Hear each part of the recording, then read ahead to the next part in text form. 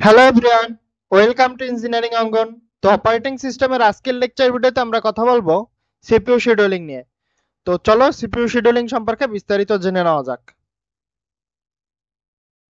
তো প্রথমে আমি যদি কথা বলতে চাই যে সিপিইউ শিডিউলিং মূলত ব্যাপারটা কি। CPU scheduling is the process of deciding which process will use the CPU next when there are multiple processes waiting in the ready queue। অর্থাৎ সিপিইউ শিডিউলিং হলো এমন একটা প্রক্রিয়া যেখানে তোমার ওএস ঠিক করে কোন প্রসেসটা পরবর্তীতে তোমার সিপিইউ ব্যবহার করবে। ধরো তোমার অনেকগুলো প্রোগ্রাম একসাথে রান করার জন্য রেডি কিউতে অপেক্ষা করতেছে। এখন তোমার ওএস সবার আগে সিপিইউ অ্যাক্সেস দেওয়ার জন্য যে কোনো একটা প্রসেসকে বাচ্চা নেয়। তো এই বাছার প্রক্রিয়াটাই হলো গিয়া সিপিইউ শিডিউলিং। আমি আবার বলতেছি, ধরো তোমার অনেকগুলো প্রোগ্রাম একসাথে এক্সিকিউট হওয়ার জন্য বা সিপিইউ পাওয়ার জন্য রেডি কিউতে অপেক্ষা করতেছে। এখন তোমার ওএস ডিসাইড করে নেয় যে কোন প্রসেসটা আগে তোমার সিপিইউর অ্যাক্সেস পাবে। তো এই সিস্টেমটাকে আমরা বলি সিপিইউ শিডিউলিং। উদাহরণ হিসেবে বলা যেতে পারে, ধরো তোমার ফোনে ইউটিউব চলতেছে, এদিকে তোমার মেসেঞ্জার চলতেছে, ওদিকে তোমার ক্রোম ব্রাউজারও চলতেছে। এখন তোমার তিনটা অ্যাপ খোলা আছে। এখন সিপিইউ তো একসাথে তোমার তিনটা অ্যাপ চালাইতে পারবে না, তাই ওএস কি করে তোমার একটা সিদ্ধান্ত নেয় যে কোন অ্যাপটা তোমার আগে সিপিইউ পাবে। It is one of the most important functions of the operating system to make sure the CPU is used efficiently। আচ্ছা, ওএস এর অন্যতম প্রধান কাজ হইল গিয়া তোমার সিপিইউ কে ব্যস্ত রাখা। অর্থাৎ যেন এমন কোনো সময় নাই যে সিপিইউ তোমার আইডল বসে আছে, তাইলে কি হবে, আমাদের পারফরমেন্স নষ্ট হবে। তো সিপিইউ যদি ফাঁকা থাকে তাইলে সব সময় কি হবে, রিসোর্স পারফরমেন্স দুইটাই নষ্ট হয়। তো ওএস এর কাজকে সিপিইউ কে সবসময় ব্যস্ত রাখা এবং এফিসিয়েন্টলি তাকে ইউজ করা, যাতে আমাদের পারফরমেন্স থ্রুপুট বৃদ্ধি পায়। আচ্ছা, তাহলে আমরা কি পাইলাম? আমরা পাইলাম এফিসিয়েন্ট সিপিইউ শিডিউলিং সমান সমান আমরা কি বলতে পারি, ফাস্টার পারফরমেন্স, ফাস্টার সিস্টেম পারফরমেন্স বলা যায়। তারপর এটা কি করে, রিডিউস প্রোগ্রাম এক্সিকিউশন টাইম, এটা প্রোগ্রামের এক্সিকিউশন টাইমটাকে কমাই দেয়। আর এটা কি, সিস্টেমের থ্রুপুটটাকে বাড়াই দেয়। যেহেতু আমাদের সিপিইউটাকে আইডল বসতে দেয় না, সবসময় একটা কাজের উপর রাখে, এর জন্য কি হয়, আমাদের সিস্টেমের থ্রুপুট বৃদ্ধি পায়। তো এরপর কিছু সিম্পল এক্সপ্লেনেশন আমরা দেখে নেই। when many processes are ready to run, the CPU cannot execute all at once। আচ্ছা, যখন তোমার একসাথে অনেকগুলো প্রসেস রেডি কিউতে থাকে বা রেডি হয়ে থাকে রান করার জন্য, কিন্তু ওএস কি বা সিপিইউ কি করে, তোমার একসাথে কিন্তু সবগুলা প্রোগ্রাম তোমার বা প্রসেস সবগুলো চালাইতে পারবে না। তো তখন ওএস কি করে, ওএস ঠিক করে দেয় যে তোমার কখন তোমার কোন প্রসেসটা সিপিইউ পাবে।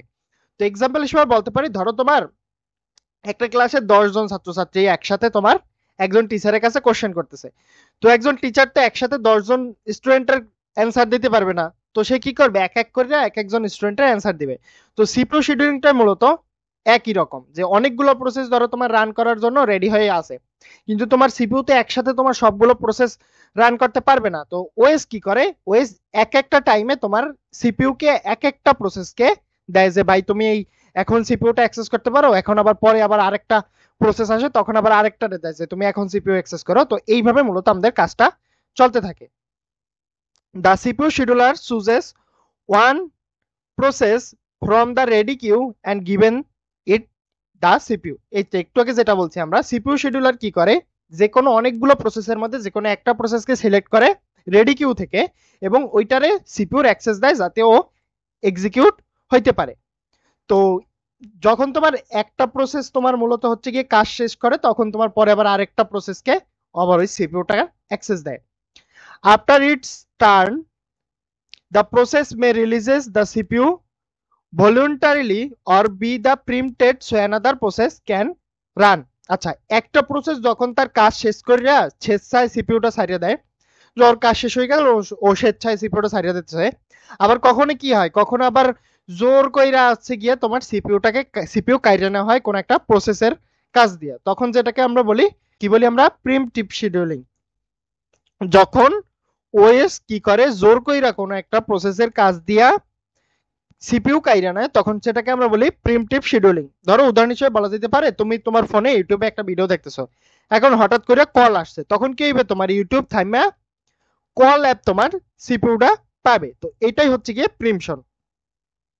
আচ্ছা, এরপর আমরা দেখি goal of CPU scheduling. CPU scheduling এর কিছু গোল দেখে নেই। প্রথমে হচ্ছে গিয়ে maximize CPU utilization, keep CPU busy, অর্থাৎ সিপিইউ কে কখনো ফাঁকা না থাকে এইটা দেখা হচ্ছে গিয়ে সিপিইউ শিডিউলিং এর মূল কার্যক্রম, যাতে সবসময় কাজে ব্যস্ত থাকে। Reduce waiting and turn around time, process যেন কিউতে কম সময় অপেক্ষা করে এবং দ্রুত কমপ্লিট হইতে পারে। এরপর হচ্ছে গিয়ে তোমার increase throughput, number of processes completed. আচ্ছা, থ্রুপুট যাতে বৃদ্ধি পায়, অর্থাৎ নির্দিষ্ট সময়ে বেশি পরিমাণ প্রসেস যাতে শেষ করা যায়, যাতে তোমার পারফরমেন্সটা বৃদ্ধি পায়। Ensure fairness among processes.